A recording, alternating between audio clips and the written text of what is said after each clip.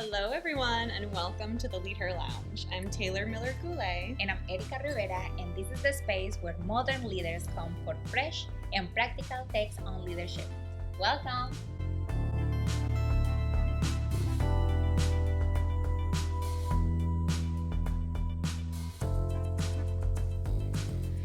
Okay, for today's episode, we wanted to talk about why favoritism is blocking your team members' success and your success as well. And so let's start with what favoritism means. And it's when you are treating someone differently just because you have different because you have like an affinity or because you have a better relationship with one team member than the other. You like them more. You like them more, yes. You like them more. In a few words, yes, you like them more. Yeah. And the reason why that is happening is because maybe you're similar in age, you have similar background, hobbies, values, political affiliation, religion. So pretty much because you have affinity biases, which we're going to cover unconscious bias. This topic is very, very important and it's something that we really want to dive in. But right now we're talking about that type of biases, that's affinity, just because you are treating your team members differently because of your relationship with them. Okay? So, yeah. So let's start with... we're gonna have some questions that we want you to really ask yourself and self-reflect while we're going over the content, okay? Sometimes we don't realize that we have favoritism with our team members. So I hope this is the place to realize those things, because again, we were talking like, of course you have better relationships with some people than others, and those are your friends, right? We have a great relationship because we share so many beautiful things. But your team is different. You have a diverse team with diverse thinking, diverse backgrounds, and that's the beauty. So it doesn't mean that because they're different, you're gonna treat them differently. One thing is being a friend, one thing is being a leader. So the question here is, how do we recognize when we are falling into this trap? Yeah. It's just human nature to have different relationships with other people. So as a leader, what can help you with something like this is to kind of ask yourself a couple of questions. First, are you giving everybody feedback? Are you accepting feedback equally? Are you providing everybody with projects that are within their ability to complete? Do you know everybody's goals? Do you know where people want to go in their career, even in their personal life? So knowing these types of things and understanding your team members will really help you avoid the favoritism that can happen, because the impact of it, which I think we'll probably talk about in a little bit, but the impact is that everyone else sees this even though you might not see it. And that's what you're trying to kind of avoid, is that I prefer Erica over everybody else. And so I give her all the best projects. I give her the time off that she needs. I give her, I'm very soft and considerate with my feedback that I give her. Whereas Joe Schmo over here, I don't really care too much about him, so I'm really hard on him, and I don't give him as many projects because I don't trust him as much, and that's the dynamic you want to avoid. We talk a lot in our trainings too about how you don't have to accommodate everybody's wants, but you do have to accommodate people's unique needs. Everybody's going to need different things, and a lot of people are going to need like your time. So if the people that you favor, you're probably going to spend more time with them. You're going to invest a lot more in them. The people that you don't necessarily favor, you're probably going to spend less time with them. So you're going to get to know them less, and that's actually going to be pretty detrimental to your team in the long run. Because the core of a successful team is that people all get along and the relationships are really strong. So you don't want to lack in that department. Yes, and I love that you mentioned, maybe you don't know that is happening. Now you know. Hopefully now you know that this is happening. But your team members, for sure, they know that this is happening. And you are not just affecting those team members that feel kind of like outliers. You're affecting also the person that you're giving more attention, because now you're creating an animosity relationship between them as well. So that's why you need to be very careful, because when you think that you're doing something good for that person, maybe you're damaging, tarnishing that relationship with others as well. So that's good that you bring that point. Yeah. Can I make it? Yeah. One more at least one more analogy is kind of like, think of the teacher's pet kind of mindset, but it's not necessary. It's almost like the opposite though, because instead of like the student being the one that's like, I have all the answers, I want to make you happy, it's the leader that's saying, I really want to accommodate everything that you want, and I want to make you happy, I want you to enjoy working here. And it's like the other people see that and they're like, you're not doing that with me. Like, why is that person so special? And it's probably because you're friends with that person or you like that person.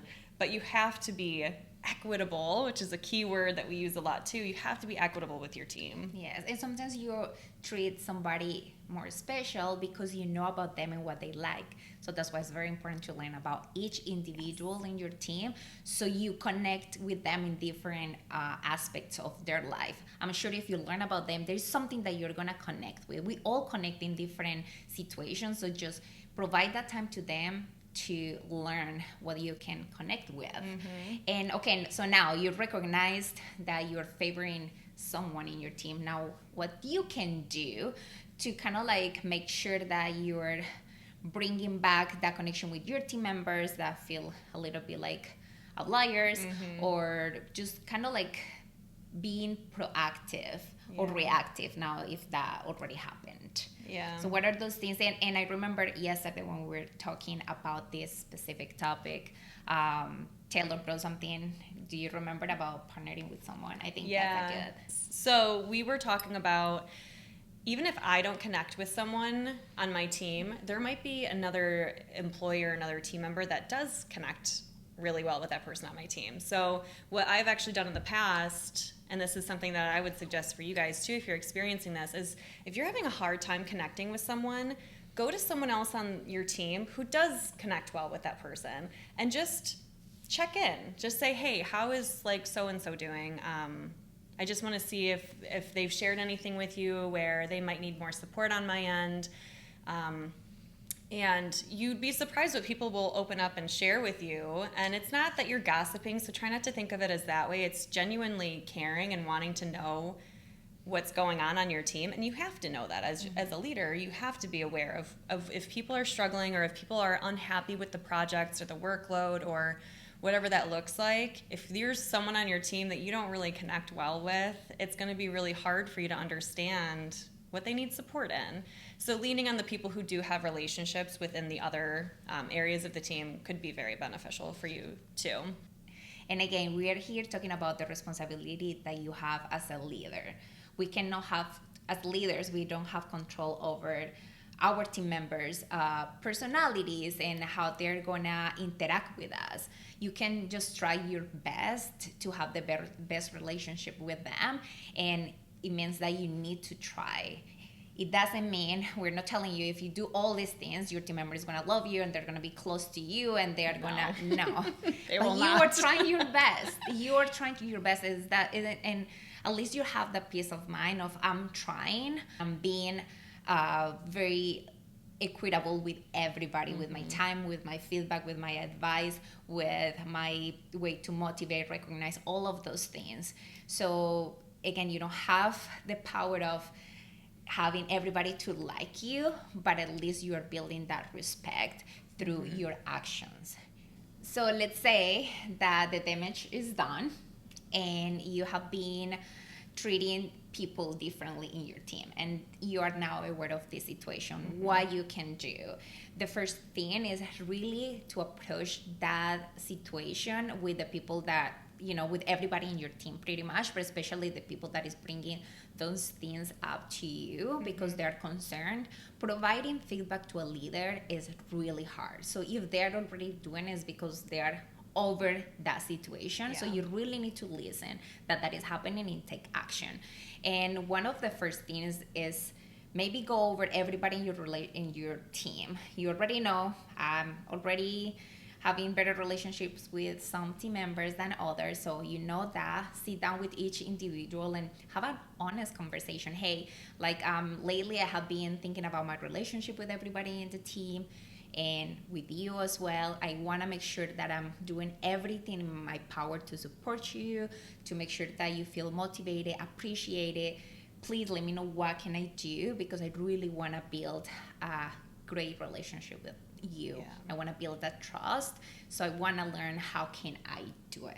So you're showing vulnerability, you're being open-minded because you're listening, you're being very curious because you're asking a question, and you're giving them power to also like answer and provide some type of commitment for you to create that relationship.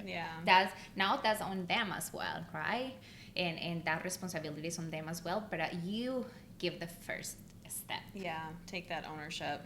I think it's really special when leaders have monthly check-ins with their teams. I think that's something that we have done in the past, and it's just so valuable, and it doesn't always, sometimes, yes, there's an element of work-related topics in there, but it's not always like that. It's literally just, hey, how's it going? How are you? How are things with the family? How are things going with dance? How's dance going? How is whatever it is that they're interested in? And she said dance because I dance as she's well. a dancer. And she knows that because I she know that because I care. So she cares. And she knows that that's important to me. It's very true. But yeah, I think following up though, and remembering, not that that's a little thing for you, but remembering the little things and the big things is huge for people, and that's going to build a lot more relationship too. So that offering that feedback and taking that ownership of like, hey, our relationship, I've just been reflecting, and I just don't think it's where I would like it to be, and I want to know what I can do better. Not like, hey, you never open up to me, and I'm really irritated that you don't talk when you're in a meeting or whatever it is, but being available and just being interested, and that's going to build so much more trust, and you're going to know just so much more about these people, and that's the key. That's the point of it. You have to, the more you know, the more you care, and that's what's so important when you're leading a team of so many different types of people. Yes, and again, you are the leader. You have a lot of responsibility, and again, we repeat this. We are giving you a lot of responsibility because you have a role with a lot of power, the power to build trusting relationships, and right now you have the control of helping to build a team where everybody feels safe, where everybody feels like they can innovate, their voice is heard. So you are the one creating the space and bringing everybody in with you. If you have anybody, I think that's all we have for today, but if you have anybody that maybe can be interested in this topic, it might be beneficial for them, just share with them, give us a comment, any other steps that you think it would be good to leaders to take when this situation happens. And don't forget to subscribe. And we will see you next week. Yep. Have a great week. Bye. Bye.